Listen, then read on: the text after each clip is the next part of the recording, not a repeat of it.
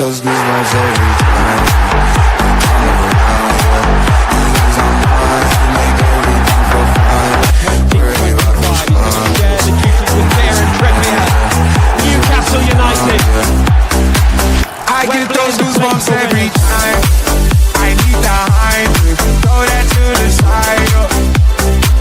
I get those goosebumps every time, yeah. When you're not around, when you throw that to the side.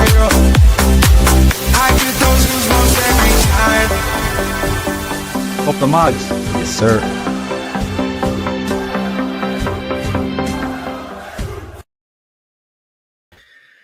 Hello and welcome to Loaded Mag NUFC. We're back. We're back again. I twisted Chris's arm to come back on tonight because to talk about some Newcastle stuff. So, Chris, how are you? And thanks for stepping up last minute. Oh, mate, you never have to thank me. Let's be honest. We're all in this together, and you know what? I think on hindsight, I think it's good. I was saying that to you in the green room, wasn't I? I think on hindsight, it's good that we've come on to discuss, albeit everything's a little bit up in the air with certain players.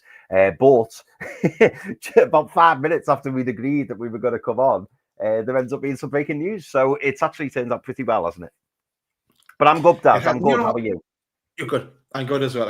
Yeah, it's been a stressful day and all this kind of stuff, though. It's been back and over. I'm sure people have been listening to the story as it goes, but do not worry if you haven't, because we'll bring you right up to speed. But before we talk about everything on that transfer, the Ekitike Isak scenario, let's go to the other one, because we mentioned it yesterday in our myth busting show. We talked about Sean Longstaff to Leeds, and we have been talking about it there about a week ago as well. And I was kind of indicating it's Leeds. I think it's Leeds is going to. Well, the news is broken just as you just mentioned, Chris, right before we came on the show. We had this from David Ornstein. Leeds United reach agreement in principle with Newcastle United to sign Sean Longstaff, a 27-year-old midfielder, in his final 12 months at Newcastle. Terms and provide no issues for finalising the deal.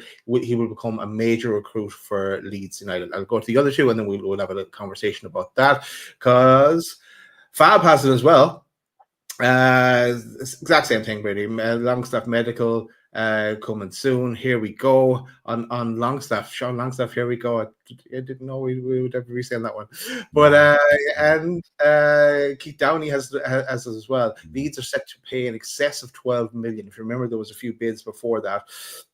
And he's been at Newcastle all his life. He's a fan, and it's his boyhood club. That's pretty much it. I know this Ben Jacobs has come out with the same kind of thing as well. Very much Leeds are landed one of their top targets. A great signing for Leeds, and one that will help them to try and maintain their Premier League status. But thoughts, Chris, on Sean Longstaff before we get into the other matters? Yeah, I think I think you hit the nail on the head, to be honest, Daz. I think it's a really, really good move for Sean Longstaff, and I think it's a really, really good move for Leeds United. I think they're getting a very, very good midfielder, and they're picking up a Premier League experienced midfielder who's played in the Champions League for, well, the fee is believed to be in excess of 12 million. I think it's going to be around 15 million. I think it will probably be either 10 or 12 million up front with add-ons making it up to 15. I think that's what the deal will be, or that's what will be released. We're yet to know that, but that's kind of how I see it. And I think 15 million is a fair price for Sean Longstaff. I think it's the right time for Sean Longstaff to be leaving. As much as I like him and I appreciate, what he's done for the club, I think it was the right time to move on. I think we do need to upgrade in that position. But yeah, wish Sean Longstaff obviously all the very best. And I actually think I think it's a really wise move. Leeds isn't that far away from Newcastle, so he'll still be based in the north. And I think he will prove a very, very shrewd acquisition for Leeds. I think it's a good signing. You and Pete now have been banging that drum for Everton. I've been saying Everton should be looking at someone like Sean Longstaff, because I think it's a bargain. I really, really do. And that's not me, looking down on Leeds or looking down on anyone signing him. But Sean Longstaff isn't a top six midfielder. but he is a Premier League midfielder. So I think it's a great move for him. And also, which I haven't mentioned, I think it's a great move for Newcastle United, because if it is, around the 15 million mark, it's pure profit for Newcastle United. And I think it's a good deal. I think it's a good deal for the club. I find it interesting, Daz, that it's been released tonight, and maybe that has some significance. Who knows? But yeah, I find it interesting that the deal has finally got over the line tonight. But maybe it's just a coincidence. But what are your thoughts, Daz, on Sean Longstaff? Sean Longstaff, a great servant to the club, as we kind of touched on a few about a week ago. Had high hopes from when he burst on the scene first, especially if he's shooting from long range. Was pretty good. He scored a few goals for Blackpool when he was on loan. Then he never really lived up to that potential, and he just seemed to be kind of a step off the pace. And I think it was that Jordi Journos said in their video that he'd be well suited to life in Italy. He'd be excellent in this area.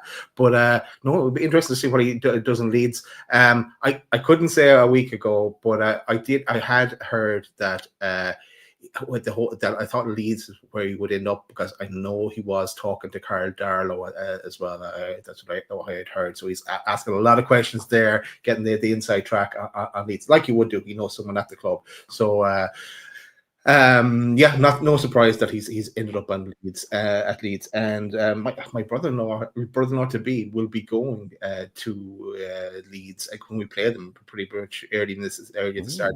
So. Longstaff versus Newcastle. That shall be interesting. An interesting twist on that game. But that's it. Actually, there's over 200 people streaming into the chat now. Go make sure you smash that like button. I know this one was at short notice. We want to do a bit of a wrap on where the state of play for Ekitike, and we have the bonus of the Sean Longstaff news. As news may stream in as we're live as well, so we'll go to that if it does. So let's bring it back then. Let's bring it back to Mr. Hugo Ekitike. Right, and I'm going to bring it back to where we left off the last day, because there's a lot of storyboarding here, and then we get a picture on the way. So where we left off, there was no story until Hopi got involved. Hopi arrived on the scene in Frankfurt and bringing us up to speed as well on where things are. Mango on the button, giving us the stats around. Is Mango? I have to include Mango. It's in this board, but yeah, giving us all the details on Hugo Ekitike. Graham gets involved as well, confirming that Newcastle looking to smash their transfer record. BBC all on it as well. Yeah, it's all over the place, obviously, on that evening after we finished up as well. Mark Douglas saying Newcastle pushing hard, as we knew.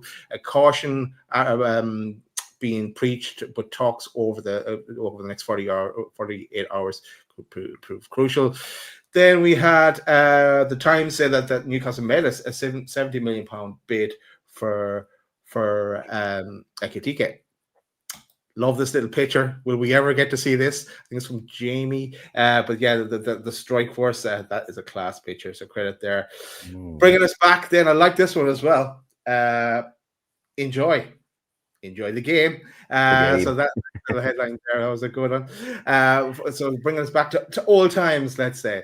But yeah, we're moving into the day then. Let's move it into the day, because Ornstein then flags that Liverpool, the focus in the market, and they're trying to offload Darwin Núñez, of course, but they now will turn their attention to a striker, and he is kind of putting Liverpool in the picture there. More is to happen as the day goes on. Scott Wilson's on the same button saying Newcastle prepared to restructure the offer for Ekitike, as Frankfurt looked to spell out the demands. Dialogue between the two clubs remains ongoing.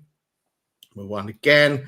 Mark Douglas, he's kind of flagging here that Isak, that the Newcastle have no plans to sell Isak, even all the talk. Again, it comes into play more later in the day. Then, Florian says that the offer was rejected. The 80 million euros, 70 million sterling was rejected here for Hugo Ekitike. Ben confirms the same, as does Fab.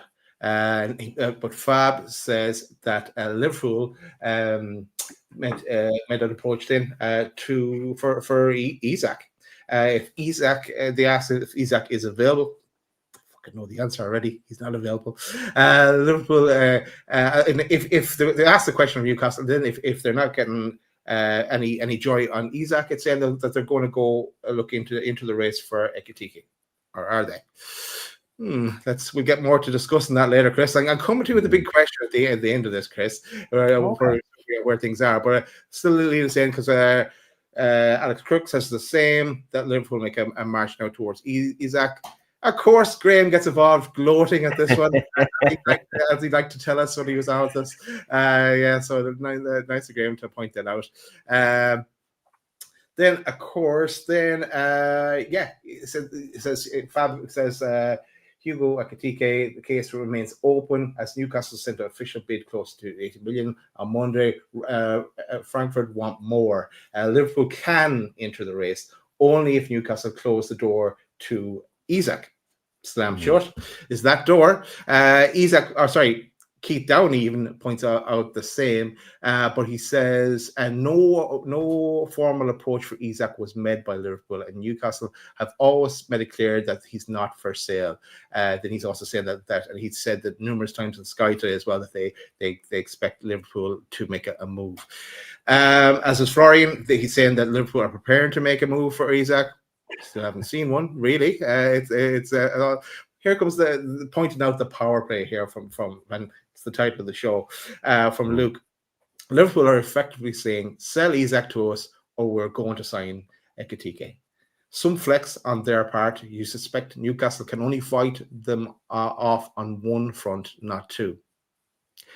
We'll debate that in a little while, Chris. Still another little bit to go in the storyboard, a long storyboard for this one.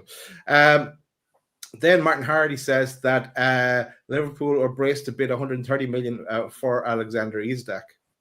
Don't waste your time, lads. And Craig Hope brings us up on the state of play here. He says that here, I think it's important to read this one out actually, because he says, as explained last week, Alexander Isak's situation at Newcastle is complicated. His motivations could determine what happens next amid Liverpool interest.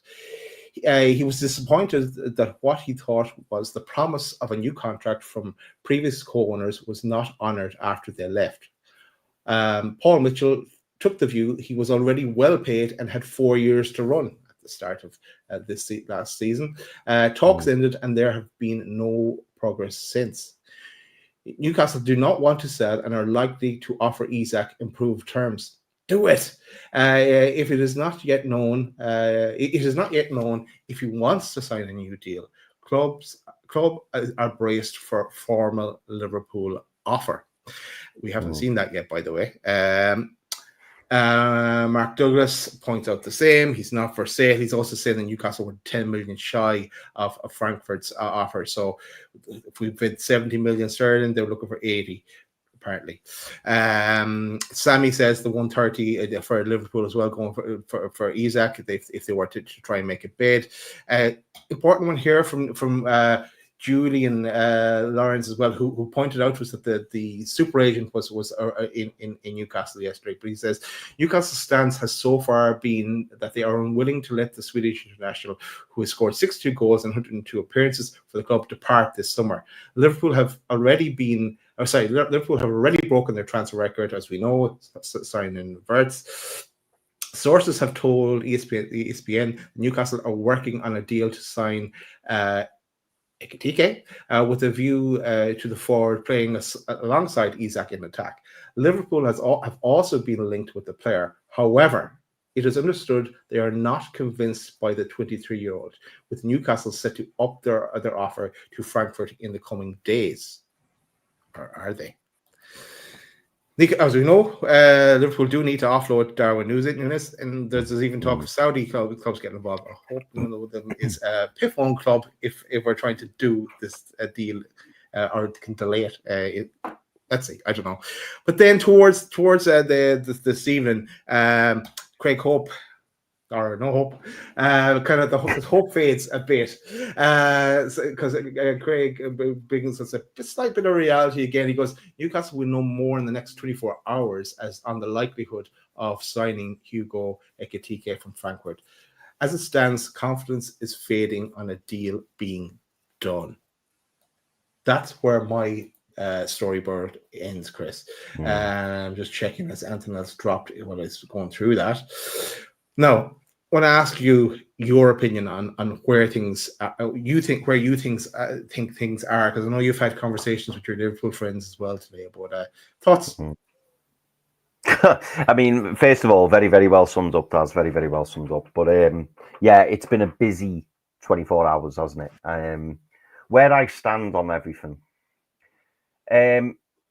See, for me, I was quite surprised that Craig Hope tweeted that, because for me, I feel like the position is kind of remains unchanged, and there's various reasons for that. So the first part is we've put in a bid for Hugo Ekitike, and we want Hugo Ekitike to partner Alexander Isak in this Newcastle United squad for 25-26 season, right? Now, we're led to believe that Liverpool are testing the water for Isak. Now, maybe they're doing that. Well, we know they're doing it because they really like him. We know that, and we know that most clubs in Europe will probably like Alexander Isak. However, you wonder whether the timing of this is because maybe they feel that Newcastle may want to look to cash in on Alexander Isak because we're spending so much money. Now, we're led to believe that's not the case, and we want Hugo Ekitike to play with Alexander Isak next season. I do feel like there is a little bit of 2 and 2 being put together in this scenario, and the reason I say that is because, you know, we've heard, you know, and it's the title of the show, you know, about a power play that's potentially at play here, in the fact that Liverpool are saying, well, if you don't give us Isak, then we will go for Ekitike. But what I think people are forgetting, in my opinion, is who's to say that Hugo Ekitike wants Liverpool? Now, if you look at Newcastle and Liverpool, most fans and maybe most Newcastle fans would go, okay, yeah, you'd probably rather join Liverpool. And you could argue that Liverpool are a more attractive proposition in the fact that if Darwin Núñez goes, Hugo Ekitike will be the first choice Liverpool striker. Not to mention Liverpool, you know, are a far more successful club than Newcastle United, and they've just come off the back of winning the Premier League. I get all that. But what's to say that Liverpool desperately wants Hugo Ekitike? Because maybe Hugo Ekitike's camp and Hugo Ekitike himself are thinking, well, you want me, but only if Newcastle won't sell Alexander Isak. That's certainly how I'd look at it. Hugo Ekitike appears to be, if there is interest, he appears to be Liverpool's second choice. Whereas Newcastle have approached Hugo Ekitike, been having talks for weeks, we're led to believe.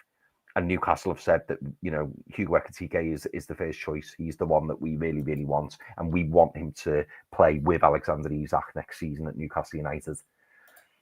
Now, it is all speculation at the moment. And the reason I say that I was surprised that Craig come out was because Craig's alluding there to the fact that, you know, hope is fading. Now, to me, again, for us to put an official bid in for Hugo Ekitike, we've apparently met his representatives in Austria. Apparently his super agent is in Newcastle discussing the deal. I wonder why the hopes are fading, because unless his head's been turned by this proposed Liverpool move. But when we don't know. The only thing that we know as fact today, allegedly, is that Liverpool have approached Newcastle over Alexander Isak.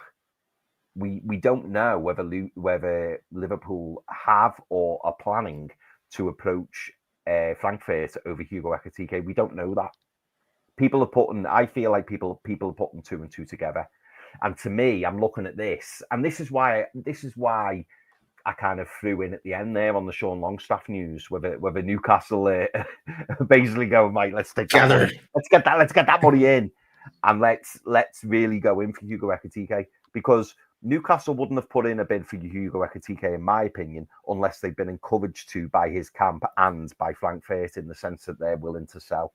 So for me, the Hugo Ekitike position hasn't changed. The only thing that can change it is if Liverpool go in for Hugo Ekitike. But what we've been led to believe today is that Liverpool want Alexander Isak.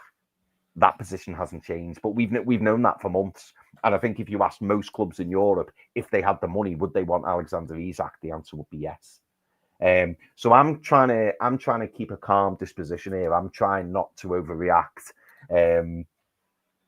I'm not being too, I'm not being too reactionary. I want to see how the next 24, 48 hours unfolds, because to me, I don't see why the Ekitike deal is in jeopardy, because Liverpool have allegedly expressed their interest in Alexander Isak and said, well, we'll buy Ekitike if you don't sell us Isak. And it's like, well, maybe Hugo Ekitike doesn't want to be second choice, because quite clearly, if Liverpool go for Ekitike, it's because they can't get Alexander Isak. And we don't know whether Liverpool have gone in for him. But that's how I feel, Daz. What about yourself? Okay, as it stands now, I think we're still in play. It's all in the balance, because we've had the first bid rejected. Any other striker we go after now, clubs know we have 70 million that we are prepared to play on the right player, of course, for a striker, right? So our hand has been shown. I know we could spin it off in different places as well across the pitch that we need to strengthen as well, but. So for me, they must have probably known that first offer would be rejected. It kind of always is. Newcastle always, since the takeover, have started with the low ball offer. 70 million isn't a low ball, but it is from what they were looking for. If they were looking for 86 million and we went with 70, it is a low ball offer. Whatever you think about the valuation. So I think we have nothing to lose by, if we're willing to go that bit higher, than to go in with another offer. The worst comes the worst, it gets rejected. We then walk away. And Liverpool, if they are really interested, they'll have to at least match that offer, because they were getting that from us. So if we're willing to pay, let's say, for example, 75 sterling, if we were willing to pay that. Or if it was 80 million euro, 85 million euro, we went and test the water with that. There will have been some dialogue back of how far we are away in the valuation. I know it's a 10 million in that piece from Mark, but or could it be tweaked to restructured a bit to because it did say that about in one of those comments as well. Could it be jiggled a bit that we have more cash up front, and maybe that the Longstaff deal brings in more cash up front to allow that to happen, depending on how the structure of that deal is as well. So I think we've nothing to lose by going in with another offer. It's the last throw of the dice from us. If the worst case comes to worst, it screws Liverpool over a little bit more. If Liverpool are actually going to bid from, because I see there's loads of people putting in the chat, we'll bring it up in a sec, but that Liverpool are meant to be looking at Watkins now as well, are looking at Watkins. So like Ekitike mightn't be their first choice in this one, you know. So, and then if we park, let's say we throw in that bid, it gets rejected again, and then we said enough. That was a final bid. We're walking away. Then where are we turning in our attention? Are we turning to Sheshko, who we talked about yesterday? Are we turning to who else? Samu A, because I can't remember pronounce his second name. Agahoa. Yes, that's him from Porto. Because yesterday I was reading that Liverpool were looking at him. Again, he would command, and that's probably in around the same kind of figure. But the thing is, both of those are totally different types of strikers to Hugo Ekitike. And this leads back to the point that you had from 3.5 months ago, Chris, is that you're getting, and I think we said it off air, you were saying that we're getting baby Isak if we get Hugo Ekitike. So there's a big question for Newcastle whether they want to push the boat out a little bit further on this one. But if it is a thing that Liverpool are coming in, I think, step back, let them have it. We at least we were in total control of the situation with Isak. He has a 3-year contract. As we know, as far as we know, he's very happy in Newcastle. He's a winger in as well in Lange. He's compatriot from Sweden but so, and we've got Champions League, so there should be no reason for him. No, he does deserve a bigger salary and a new contract, and he will get that. Take the finger out as well, Newcastle, and get that done. What are you waiting on that front? I don't know who's making those kind of decisions and holding things up there. It's a no-brainer to tie the Isak down to a better contract. And this goes away. Then Liverpool don't have any kind of bargaining chip to bully us, because that kind of part of play is a bully tactic today. Give us Isak, or we're going after the player you're after. That's. They're within their right to do it, of course, because it's a very interesting tactic to play. It'll come around again once we keep going and going. This is going to come back to bite them. But that's where I am, Chris. I think it's not over till it's over. This one, it could be over in the next 24 hours, of course. But that's what I said. Let's do the show tonight, just to talk this one out. But what would you do next, as things stand? If you were in play here or making a decision for Newcastle, what would you do next? I know exactly what I'd do. So I'd keep calm, as Frankie says. I'd keep calm. What we're led to believe, I didn't mention this earlier either. We've been led to believe that the problem with not the problem, but the reason that the deal hasn't been accepted by Frankfurt is because it's to do with the structure rather than the price. So Newcastle, for me, have got two choices. They either go back to Frankfurt and increase the price, but keep the structure as it is. So let's say, for example, when I'm talking structure, let's say, for example, we've offered them £70 million, not euros, £70 million. And we've said, we'll give you 20 million up front and the remaining 50 will be paid over 5 years or something like that. And Frankfurt have gone, no, we want 40 million up front. To do that deal, we want 40 million up front and 30 million to be paid over the 5 years. So we either change the structure of the deal and put more money up front. Wouldn't it be great if we could sell someone in order to do that? Just saying. And it wouldn't be great if we're after getting 12 plus 3 for Longstaff. That's what I mean. Our seed. It is 12 plus 3. 12 plus 3, yeah. Sense. Yeah. And don't forget, when you're selling a player, you get the full value of the contract. So that is 15 million. And if you're talking in amortization terms, that's going to effectively, including wages, be able to allow you to spend roughly 50 million plus wages on a player. That's basically what that allows you to do. Anyway, so I would either go back to Frankfurt and change the structure where you pay more money up front and spread less over the remainder of the contract, or I would offer Frankfurt £80 million, but keep the current structure. So you're basically offering them an extra 10 million over the 5 years. That's basically what we've got to do. We've either got to change the structure and offer more money up front, or we've got to increase the price and keep the structure as it is, but it's a bigger price come the end of the deal. To me, that's what's got to happen. And from what we've heard, Daz, we're 10 million apart in valuation. So Newcastle have got a choice to make. They either pay more money up front or they increase the offer. So for me, that is what I'd do in terms of Hugo Ekitike. And in terms of Isak, what I would do, if it were me, I'd say to Liverpool, the price is 200 million. Yeah. I'd say the price is 200 million. Come back to the table. If you're interested, come back to the table. Now, I know this is an unpopular opinion, and I know that people won't like this. And I think when I floated this to you and Pete, you weren't having it. I think you buzzed me at this point, Daz. So I won't go into too much detail. But I genuinely think if Newcastle get an offer above 150 million, I think if it's 160 plus, I think Newcastle would consider selling Alexander Isak. And I'll be honest, I don't want that to happen. I hope that doesn't happen. But I think in terms of what that does for Newcastle as a club and where we can go going forward, I think it's astronomical. It's astronomical. I mean, the last huge transfer like that, it breaks the British transfer record. It absolutely smashes it out the water, which is currently Florian Wirtz for 116 million.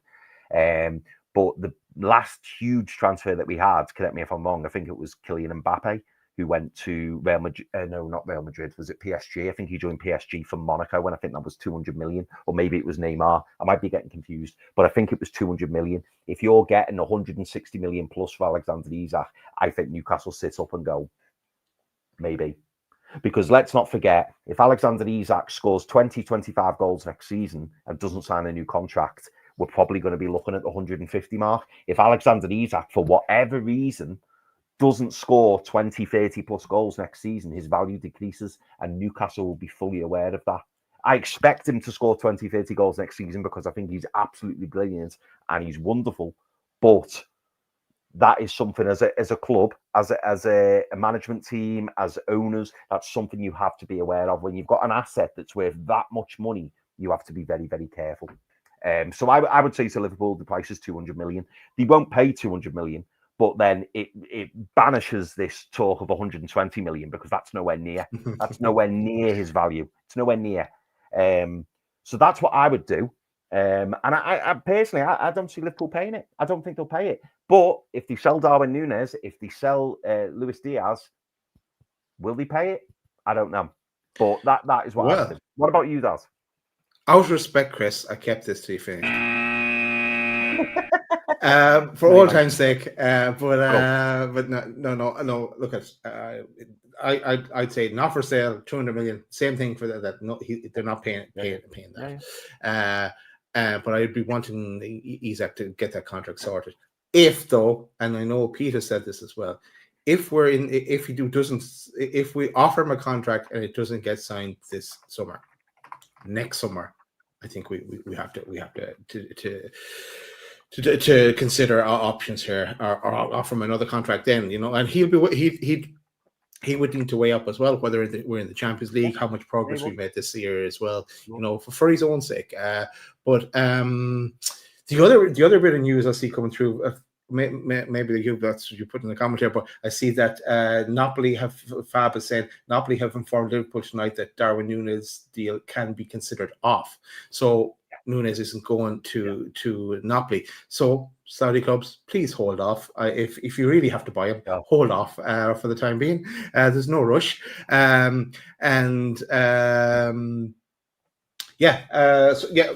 So I suppose that's kind of our state of play, Chris, as it stands. We are kind of on tenterhooks to see what happens in the next 24 hours. As Pete said as well when he was on with us yesterday, that this happens this week by Friday, or it doesn't happen at all. I think by tomorrow we'll have a better idea. I don't think this goes any further. We either know that this either second bid gone in and we're waiting to see if that is accepted, or we've moved off. If it all goes quiet or we get nothing, would look like we're moved off then at that stage. Or Liverpool maybe come in with a bid if they show their hand. But it looks like it sounds like from the chatters at least that they're showing the hand towards Watkins. Whether they'd bring in two, I don't know. Watkins is an interesting one because I do think Ollie Watkins wants to leave Villa. Me personally, I'm still shocked by how they treated him, if I'm honest, because Marcus Rashford came in. Well, he already got his nose put out of joint with John Zidane, who was a big talent, by the way. But Ollie Watkins, got cast aside a little bit, and then Marcus Rashford came in on loan with his cape, and all of a sudden, he got cast aside again. Ollie Watkins and Marcus Rashford was the first choice. So I don't know, but it's an interesting one. It is interesting. This can mean only one thing. We have a holiday man with us. Hey, Pete. I didn't even know you boys were live. I had no idea. Oh, mate, we were like that. I'll be honest. It's like you're having a holiday or something, Pete. You're out of the loop here. I certainly the shows that. But yeah, just checked on and thought, see what the boys are saying. How's things? You all good? We're good, mate. How about you? How's the holiday? All good. Yeah, perfect. Spent some time in the old town today. Bumped into one of the missus' friends actually, who was on a holiday at the same place, so we had dinner together. Yeah, it was lovely. No way. David Cook says, is Pete really on holiday? Pete really is on holiday. He is on holiday. So Toby, Yeah, it's all good. It's all good. Good. Happy All right. Pete, let's get your thoughts, Pete, on this one. We've done the storyboard. I'm sure you've been kind of half following it as well as you're trying to enjoy your holiday. But we've had our opinions on the state of play. But what's your thoughts? Where do you think things are now with Ekitike and the whole Isak, Liverpool getting involved? Will we go for a second bid? Everything like that. To be fair, I think there's a lot of moving parts in it. But ultimately, for me, it's as you were.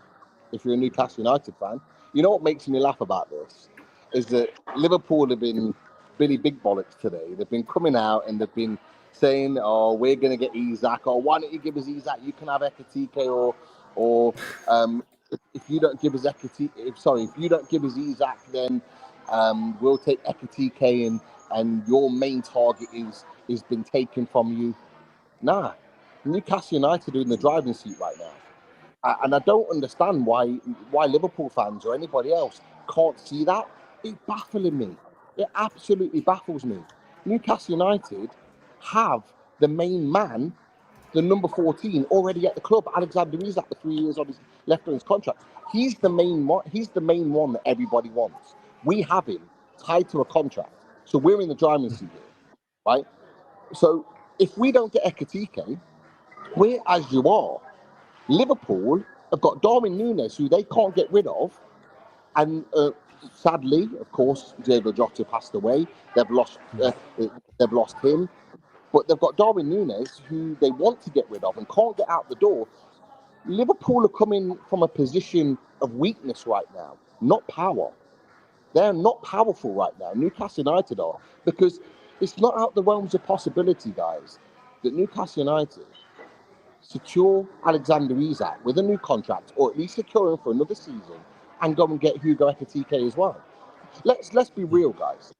Hugo Ekitike's entourage have been in Austria talking with Eddie Howe and the team.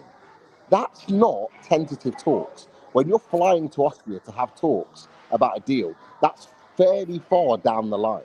That's down the line where you're talking wages, where you're talking fees, where you're talking about sealing a deal.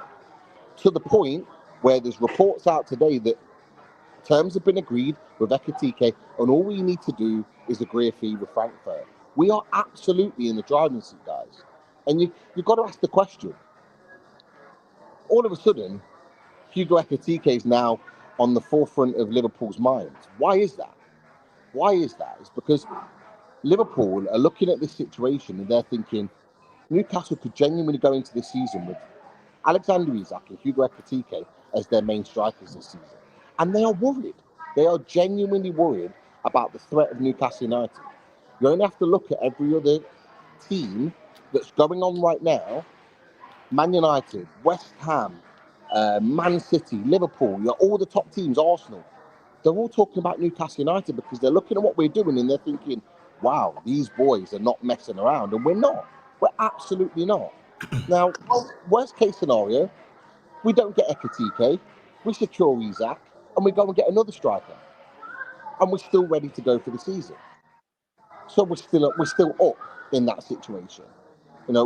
Worst case scenario for Liverpool is they lose both strikers, stick with Darwin Núñez, who they don't want, and are going into a season where they're a lot weaker than where they were at the end of last season. So for me, we hold the cards here. We are the power play right now.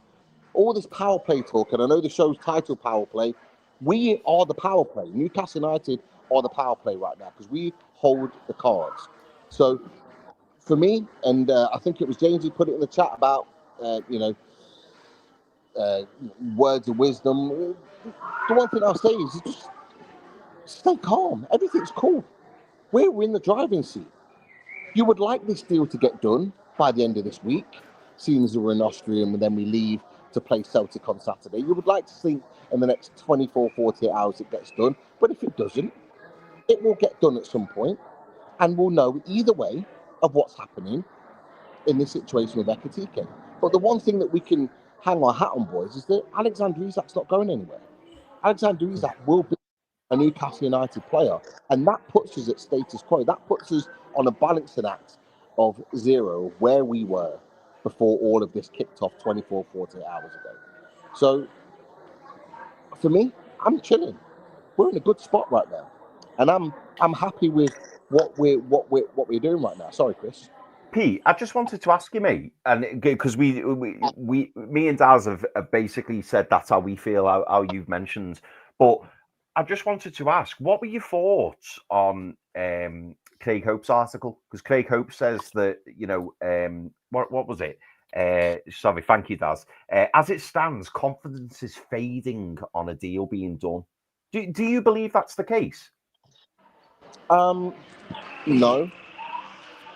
I don't think that's the case. In my opinion, I can only give my opinion. Yeah. As I've said before, you don't pull agents in for talks, direct face-to-face talks, if you're not willing to wrap this deal up. And those talks wouldn't have gone anywhere. They wouldn't have gone anywhere at all. So for me, confidence is fading. I'm not so sure. The only way I can see that confidence is fading right now is if Hugo Ekitike has had his head turned by the interest of Liverpool. So Liverpool coming in, champions of England, fair play. Yeah. If they've come in and gone, yep, we're going to pay the money, we want you to be the main guy next season. The only way I can see hope fading is if Ekitike's entourage just turn around to Newcastle and gone, yeah, Liverpool are willing to pay X, they're willing to pay the release clause, we're thinking we're going to go in that direction. That's the only way that I think that's going to change. But it's interesting because he says hopes are fading, but we'll know more in the next 24 hours. So if we're going to know more in the next 24 hours, nothing's for certain. So therefore, it's all to play for. For me, it's all to play for. It is all to play for. And the other thing, Pete, the chatters about, I haven't seen it myself, but the chatters are saying that Liverpool are looking at Watkins as well. And there's no guarantee that Liverpool are threatening to put in a bid. But are they really? Who knows? We won't know. No one knows really. So even though I wouldn't be as confident as yourself on how things are, we're definitely not as positive as they were yesterday evening, let's say. But I still think we are in a driving seat. Maybe not the driving seat yet. I think we have a big part to play in this if we were willing to go that bit higher with the bid, as we were talking about in the chat ourselves today. And Pete, just while we've got you as well, do you think there's any significance? I mean, by the way, for anyone in the chat, if you recall, a few days ago we were talking about the Sean Longstaff deal, and I think it was Pete who asked us the question, what gets this deal done? And apparently David Ornstein has confirmed that the deal is 12 million with 3 million in add-ons, and I think we all collectively agreed that 15 million probably felt about a fair fee. But do you think there's any significance, Pete, in this deal all of a sudden ramping up? Like, do you think that, Newcastle being in a position where they can guarantee that 15 million coming through, we know what that can do amortization wise. Do you feel that there's any significance whatsoever in terms of this deal now going over the line for Sean Longstaff? Do you think that may have an impact? Will that give Newcastle a little bit more flex, knowing that they've got that money coming in for Sean Longstaff? There's a couple of things for me. First of all, and I mentioned it on the show when we were talking about it, you mentioned, I'm really, really happy with what Newcastle United have done here. Some people might turn around and go, oh, it's only an extra 3 million, this, that, and the other. But that's Newcastle United being the hard sellers, being difficult, and getting that extra 3 million out of Leeds to get the fee that they actually wanted for a player. I like it. It shows Newcastle United playing and doing things a little bit differently. I think that holds us in good stead for what we do in other negotiations, because Sean Longstaff for me is not the first one. Won't be the last one to leave the door at Newcastle United this summer, and I'll say something that may be a little bit controversial, but I'll say something in just a second with regards to that. But I like what Newcastle have done in that respect. I'll be honest though, with Sean Longstaff leaving, I don't think that affects Hugo Ekitike at all. The money, I think the money's there to get Hugo Ekitike. What I think Sean Longstaff allows us to do is go and get a Scalvini, allows us to go and get a midfielder.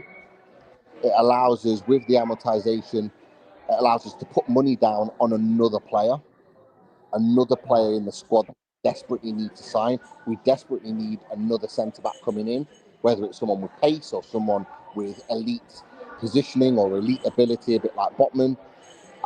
Whoever it is that we get in at centre-back, that's where I think the Shaw Longstaff money will be invested that way because of what we can do with that potential fee. That's just my opinion on it. That's kind of where I stand with the Shaw Longstaff. I don't think it affects Hugo Ekitike because, look, Hugo Ekitike, if they'd have accepted the bid today, Hugo Ekitike would have been having a medical and doing his bits even before this Sean Longstaff deal had been rubber stamped. So I think this is to action the market elsewhere. But that's just kind of my opinion on that one. Cool. Sorry, with Pete. Yeah, no, yeah, sorry. We keep getting asked this question, and one of our loyal members, who's been a member for 3 years, to 1983, is one of many people asking this question, Pete. So we want to put this rumor to bed, Pete. And 1983 says, Pete, are you getting your hair done in Turkey? I'm not in Turkey, first of all. I'm not in Turkey. So, yeah, I can see Turkey. He's in Frankfurt. He's in Frankfurt, yeah. He's in Austria. Sorry. We're saying you're in Austria or in Frankfurt. Yeah, I wish, because I'd be banging on the Ekitike agent's door right now, getting him to sign that paper. But no, I'm not in Turkey. But equally, my lack of hair up here is thankfully by choice. So I'm pretty good on here. I've got a decent head of hair. I just choose to keep it very short. But thank you for asking. That's the mystery solved for people tonight. Yeah, look at boys. We head to a few questions because I did promise Chris we'd try and keep this short. But do you have any questions, Chris, that we want to go there? Yeah, let's pop a couple in here. Right, Tom Dixon. Lads, do you think we make another bid for Ekitike or move on to other targets? For me, I think we make another bid tomorrow, unless we're getting some indication that Liverpool are entering the market and they're serious. Then we may pull back because we think they'll probably could, if they wanted, they'll outbid us. But I think even if it drives up the price, and I said it in the earlier show, even if it drives up the price for Liverpool, go for it, bring it on, but not a crazy amount.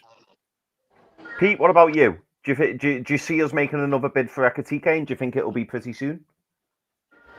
Absolutely. I absolutely expect us to put in another bid. I think, you know what? I think Eddie Howe will be annoyed by what's happened today. And I would love an Eddie Howe, a raging Eddie Howe to go, you know what? Fuck it. Let's go and get him. Let's go get the guy and pay the money and put the money down. That's what I would love right now is for Eddie Howe to do the dirty on Liverpool and just go, you know what? You try to throw your weight around, so we'll throw our weight around back, and we'll show you we're not there to be pushed around and intimidated like they might be able to do with other clubs. So I fully expect another bid to go in, and you know what? If another bid goes in, I just feel like Newcastle are going to go all the way. I think Newcastle will go all the way to get their man. But the one thing I've said to you boys away from the lives is that this will get done one way or another this week. I think by Friday, before the Celtic game, by Friday, we will know one way or another where Ekitike's future lies. And fingers crossed, it lies with Newcastle United. But what about you, Chris?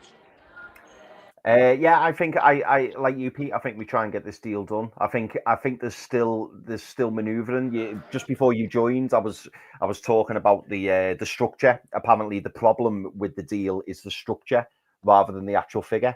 So Newcastle have got a choice to make. They either increase the overall value of the offer so that they can keep the structure, but it's of a higher price, or they need to go in with a higher figure. It's one or the other. They either pay more money up front to get this current offer done, or they go to a higher price and maybe go. You know, we're hearing that it's around £70 million. 80 something million euros. We either increase that to 90 million euros and keep the structure, or we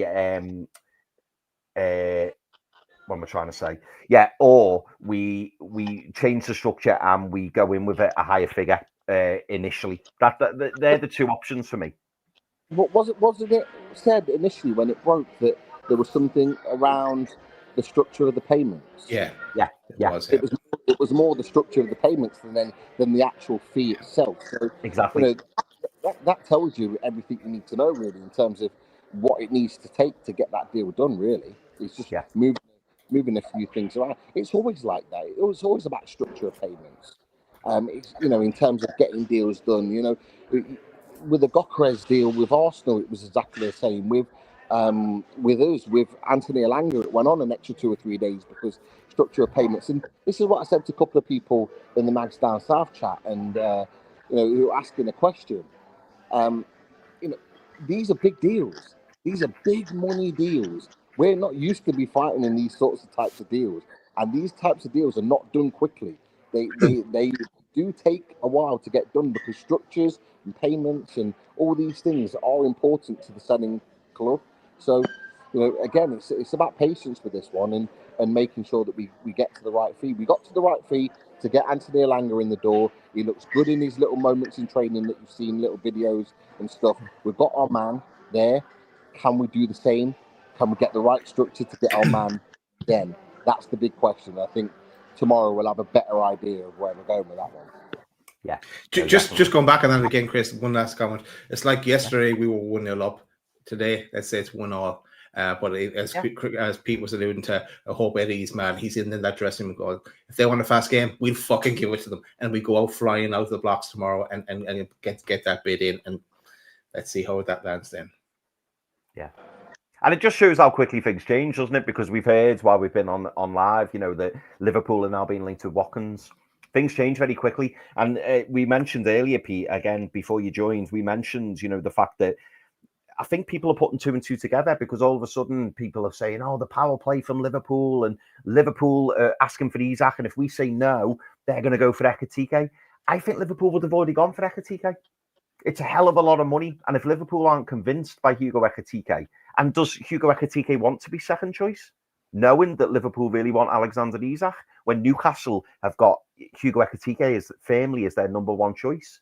Is his head going to be turned by Liverpool interest? And is there actual Liverpool interest? Or are they, have they gone in for Alexander Isak, been told firmly no, and now all of a sudden they're looking around and maybe looking at Ollie Watkins, and that's why his name's coming up? You just don't know.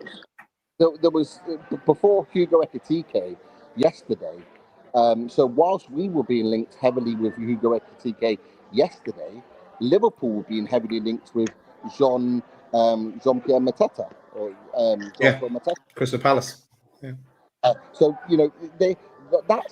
that's he's been linked. You've got Ollie Watkins that's been linked. You've got Johan Wieser that's been linked. So like all of these players in the mail today that have been reported linked to Liverpool, like this is what they've been resorted to now, and it just goes back to the point. Like if they really wanted Hugo Ekitike, they've known the price all summer. Why have they not acted sooner? They've had the money there clearly to do the deal. Okay, they've not got rid of Nunes.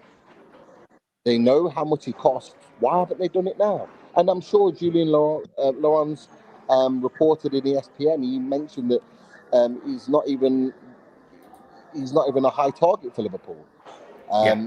Does it say it in there? It says Liverpool have also been linked with the player. However, it is understood they are not convinced by the 23-year-old, with Newcastle set to up their offer for Frankfurt in the coming days. There you go. So there's a lot of should we say smoke screening here as to what Liverpool's real motives are in this whole situation. And Liverpool are thinking they're in charge right now, but I'm not convinced. I'm not convinced, and I think this shows a lot more about Newcastle United's steel and determination to hold on to their best players and sign the best than it is Liverpool right now. I think they're in a difficult position. And Pete, we've got a question aimed at you, Pete. Here, Geordie Tune for Life. The main question: where's the brandy? It was just right here. I just finished it before I came on with you boys. But bars just closing now because we're a couple of hours ahead. So bars are just closing up. Back on the waters, and then we'll go again tomorrow night. Till tomorrow. We're enjoying things right now. We're really good. Yeah, absolutely. Nice one, Couple more questions here, and I like this one from James Warbridge because I think it's a valid question. We've heard a little bit of news about Isak's contracts, as you mentioned in the storyboard earlier. Either of you boys, I'll start with you, Pete. Are either of you worried about the contract situation with Isak, given what's been told today? No, nothing at all. The noises that you're hearing is that Isak's happy at Newcastle United. Isak hasn't pushed for a move. I think Craig Hope put in his piece something about not being happy with Paul Mitchell in terms of not negotiating a contract last year. You know, the boy is angry, not angry, it's probably the wrong word. The boy was annoyed that he didn't get given a new contract. That just tells you that he was desperate to stay at the club because a new contract. He wanted to be paid to reflect his status at Newcastle United. And he's given me no reasons to believe that he wants to leave the club. The only place we're hearing this is through Liverpool accounts and through people associated with Liverpool. Nobody in the Newcastle section is reporting any type of unhappiness around Alexander Isak. The situation is the same for me, lads. We've got 3 years left on his contract. If he doesn't sign this summer, it'll be re-looked at next summer. With 2 years left on his contract, he either signs or I think he's sold. That's just the reality. People might not like to hear that, but that's just the reality that I've always seen Alexander Isak's situation. But on the front of it all, for me, Alexander Isak stays next season, which for me is the priority right now. Daz, do you feel the same?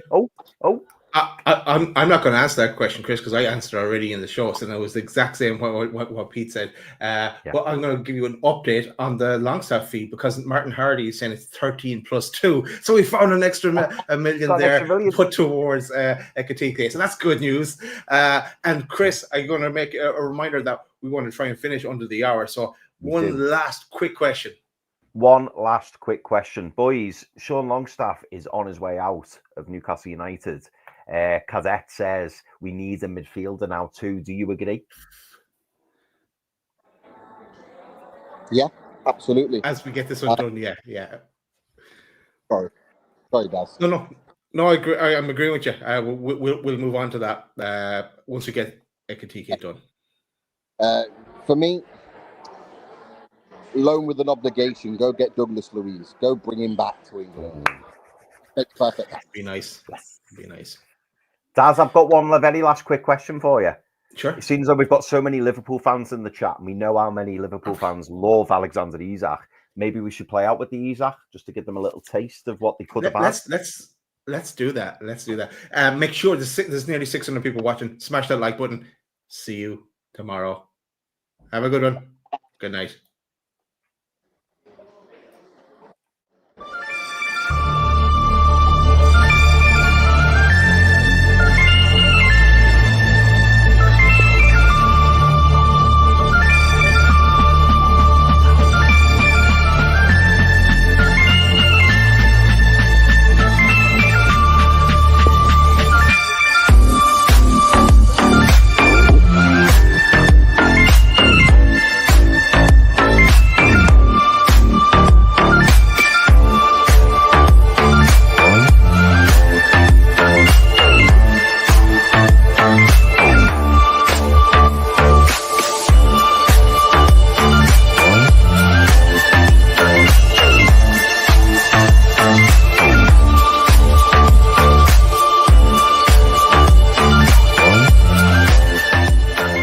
Sir.